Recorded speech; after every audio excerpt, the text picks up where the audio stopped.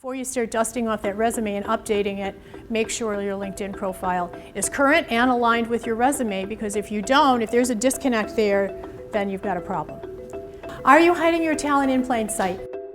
Most people are. In my experience, 98% of people are not taking advantage of LinkedIn and are missing opportunities, and not because they want to, they really want to be finding them, but they're just not set up right.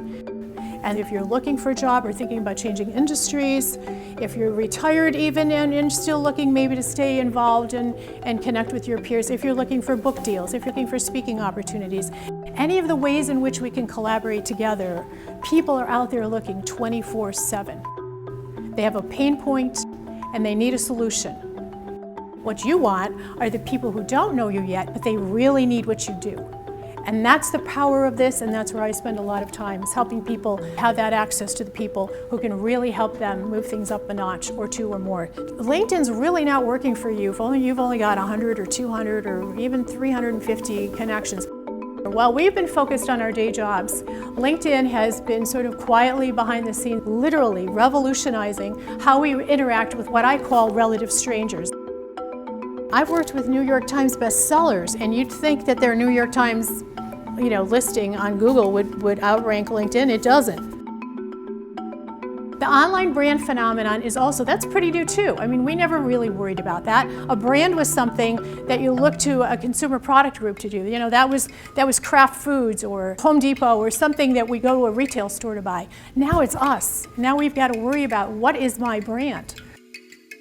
All right, getting optimized is a big piece of what I focused on, because at the end of the day, Google's a database, LinkedIn's a database, and the question is, how do you take maximum advantage of that structure? But they're basically giving you what I call invisible brownie points, internet brownie points. When you do certain behaviors, when you connect with new people and expand your network, when you post, when you join groups and are active, all these different things that are going on, you get sort of invisible points, and they help you show up differently within the LinkedIn database than your colleague in the next chair, who may or may not be doing the same thing, maybe doing more than you are, maybe doing less. As people are showing up on those first 10 pages or 20 pages or so on, how well you're aligning with that algorithm can literally move you. And in the course of an hour, I've made major changes for people between where they were and where they want to be. The good news is there's over 300 million people on LinkedIn. The bad news is there's over 300 million people on LinkedIn. So, great opportunities, lots of competition.